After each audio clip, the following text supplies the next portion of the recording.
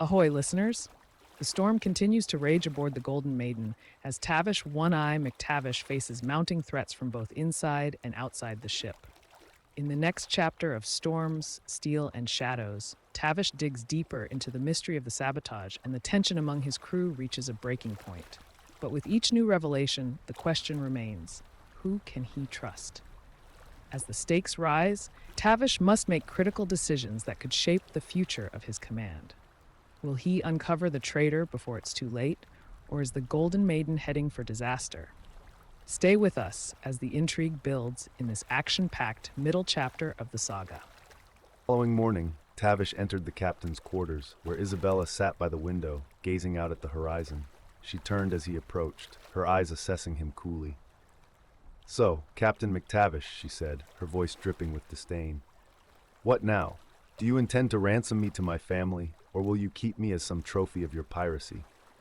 Tavish studied her for a moment before replying. "I haven't decided yet, but I can assure you, you'll be treated well as long as you cooperate. You are valuable, Isabella, in ways you may not yet understand." Isabella's eyes narrowed. "You speak as if you're anything more than a common thief." "A thief, perhaps," Tavish admitted, his voice steady, "but not a fool. I know you have knowledge of the Spanish trade routes and military movements, information that could prove far more valuable than any ransom." She stared at him, her expression hardening. "And what makes you think I would betray my people for you?" Tavish shrugged.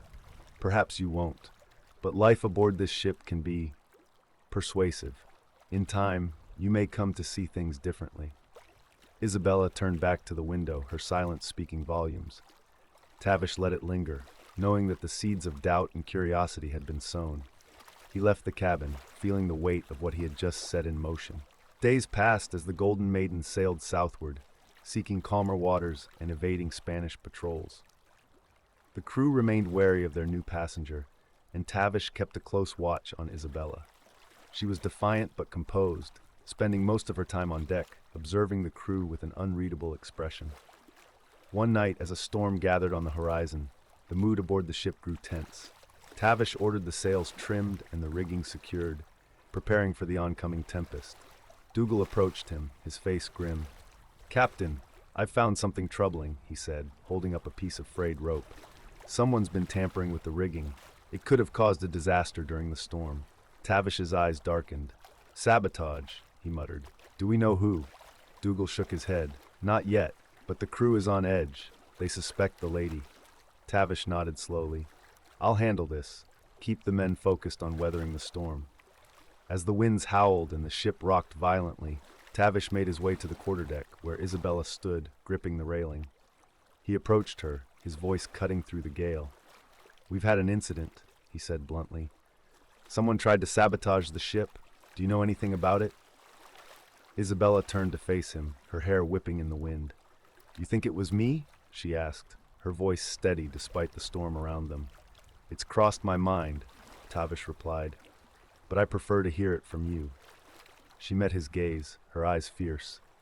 "I may despise what you are, Captain, but I am not a fool. Sabotaging this ship would put my own life at risk, as well as yours. Why would I choose such recklessness when I might yet find another way to escape?" Tavish studied her for a moment, then nodded. "Fair point. But make no mistake, if I find you had a hand in this, there will be consequences." She smirked slightly. "I'd expect nothing less." The storm raged around them, but Tavish found himself caught in a different tempest, the kind that brewed in the eyes of a woman who was both a captive and a mystery. He turned away, his thoughts churning. There were battles yet to be fought, both on the sea and within the heart of his own ship. The storm pounded the Golden Maiden relentlessly, waves crashing over the deck and winds howling through the rigging. Tavish barked orders as the crew struggled to keep the ship steady, his eyes never leaving the horizon. Hours passed before the storm finally began to abate, leaving the sea churning but calmer. Once the weather had eased, Tavish assembled his officers in the captain's quarters. Dougal, Eliza, and Sable, the navigator, crowded around the table, their faces grim in the lantern light. "Sabotage during a storm," Dougal muttered, rubbing his temples. "Someone's playing a dangerous game." Tavish nodded. "Aye, we have a saboteur on board, and I intend to root them out. The The crew suspects our guest, Isabella, but I'm not convinced. Sable leaned forward, his eyes sharp. What if she's part of a larger plot? The Spanish could have sent her as a spy, knowing you'd capture that merchant ship. Eliza shook her head. It's possible, but unlikely. She has too much to lose if the ship sinks. More likely, we have someone in our own ranks who thinks they can seize power by sowing chaos. Tavish's jaw tightened. The idea that one of his crew could be plotting against him gnawed at his insides. Then we keep a close watch on everyone, including Isabella. Spread the word that anyone caught plotting against this ship will face the full wrath of the captain. As his officers dispersed, Tavish made his way to the deck, where the crew was busy repairing the storm's damage. He found Isabella near the railing, her eyes fixed on the horizon, face pale from the ordeal. "You survived," he said, coming up beside her. "Not all of my crew were so lucky." She glanced at him, her expression unreadable. "The sea takes what it will, Captain. We are but its playthings." Tavish studied her, trying to discern if her calm demeanor masked some deeper involvement in the sabotage. "If I find out you had anything to do with this sabotage, the consequences will be severe," he said, his voice low. Isabella turned to face him fully, her eyes burning with defiance. "And what of your loyalty to me? You claim to be a man of honor, yet you treat me as if I am already guilty. Trust is a two-edged sword, Captain." For a moment their gazes locked, the tension between them thick as the fog rolling off the sea. Tavish's mind was a whirl of conflicting thoughts. Distrust, intrigue, and a curious pull toward this enigmatic woman. Before he could reply, a shout rang out from the crow's nest. "Ship approaching off the starboard bow!"